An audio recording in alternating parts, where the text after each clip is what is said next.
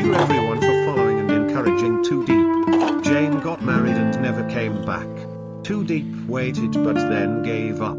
She will continue to live because she knows she still has her daughter by her side. She cannot let the child live without parents like herself. At least the little girl still has her mother Too Deep. Today, let's follow this story together. She returned home just as the sky began to darken. The house, modest and quiet, lit up with a storm of angry words the moment she stepped inside. Her older brother was furious, demanding to know where she had been all night. His voice was sharp, exhausted, filled with resentment. He accused her of being irresponsible, of playing while he worked himself to the bone just to keep them afloat. He reminded her, again, that their parents had died years ago, that it was just the two of them now, and that he had sacrificed everything to raise her. He pointed at her motorbike, its custom parts shining under the porch light. Do you know how much that cost? He spat. 40 million VND. While I'm out there working non-stop, you're blowing our money pretending to be someone you're not. His words cut deeper when he brought up James. James, a name she had heard too many times. According to her brother, James had saved them both. He helped them after their parents died, gave them a roof to live under, and made sure they had enough to eat.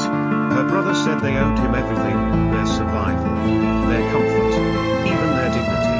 But to her, James was just a shadow, a debt they could never repay, a presence that dictated their lives from afar, unable to breathe under the weight of expectations, guilt, and control. She walked away.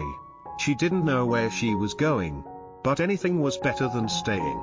For 3 days, she wandered.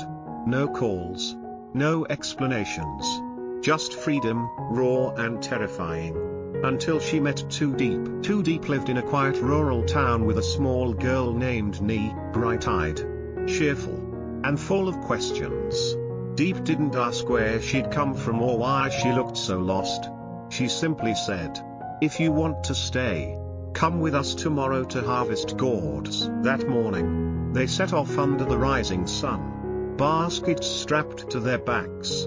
They worked under the shade of leaves, laughing softly, hands dirty with soil. Then they went to the market, selling the gourds one by one, earning just enough for a simple bowl of noodles and a few sets of clothes for Nee. The little girl was thrilled. She twirled in her new outfit like a flower dancing in the wind and whispered to Deep, "Today was the happiest day of my life." It wasn't a luxurious life. There were no fancy bikes, no expensive clothes, but it was real, honest, peaceful. For the first time, the girl who had once fled her home felt something strange and comforting, belonging. Meanwhile, back in the city, a man visited one of James's company's staff, a young manager who had taken on more responsibilities since James went abroad. The man came with a bribe, 20 million VND. All he wanted was a quiet favor, a structural compromise in one of the buildings under construction. But the manager refused. "We are a legal company," he said firmly. "I owe James a lot. But I won't do anything illegal. Not for anyone." His integrity was unshaken. He didn't see loyalty as blind obedience. He understood that honoring someone didn't mean betraying his own principles. One night, James finally called. His voice crackled through the line from overseas. He apologized for not calling sooner, said work had overwhelmed him. He asked about Nee, if her family had been found. Deep said no. But she remained hopeful. She told him how she and the girl had gone to the market that day, how they harvested gourds, sold them all, and used the money to buy clothes and sweets. James seemed grateful, maybe even a little wistful. He apologized again. She smiled softly and said, "Take care of your work first." Her tone was gentle, but something had changed. She wasn't waiting anymore. She no longer needed him, not the way she once had. There was no anger, no bitterness, just a quiet resolution. When they returned to their small home, Nee was full of energy, proudly showing her new clothes, The girl who had once run from her brother was now helping Diep fold laundry, light the stove, and prepare dinner. No one mentioned James again. They didn't need to. They had found a life beyond him, one not built on obligation or favors, but on kindness, resilience, and choice. There were no grand promises, no lavish gifts, just shared meals, market days, and the laughter of a child echoing through a quiet field. And though no one said it aloud, the message was clear: thank you, James. But we no longer live in your shadow. We don't owe you our freedom. From now on, we will live the life we choose, humble, maybe, but honest, and above all, our own.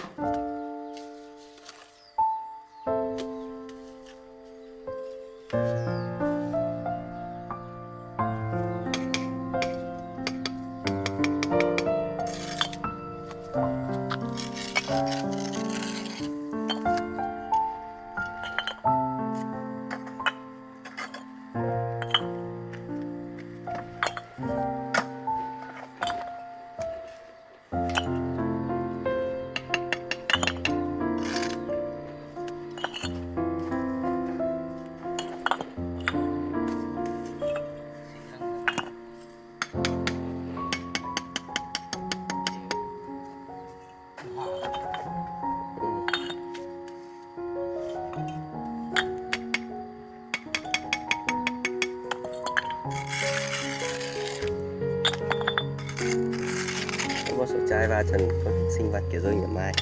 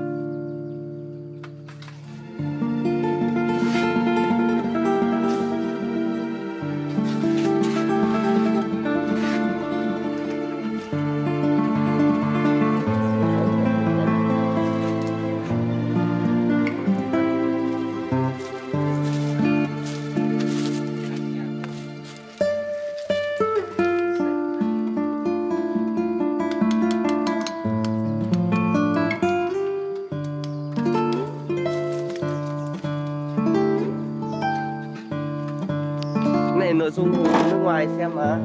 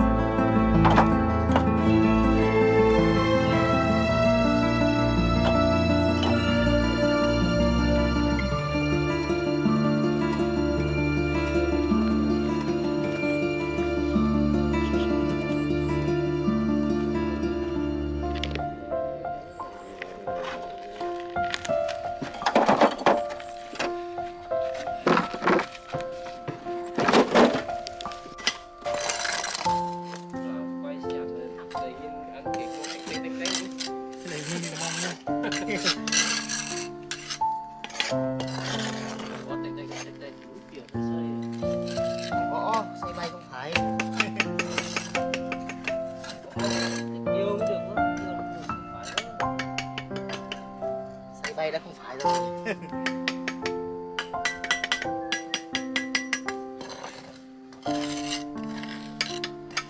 Xây bay. Xây bay cái bật sưng sưng này nè.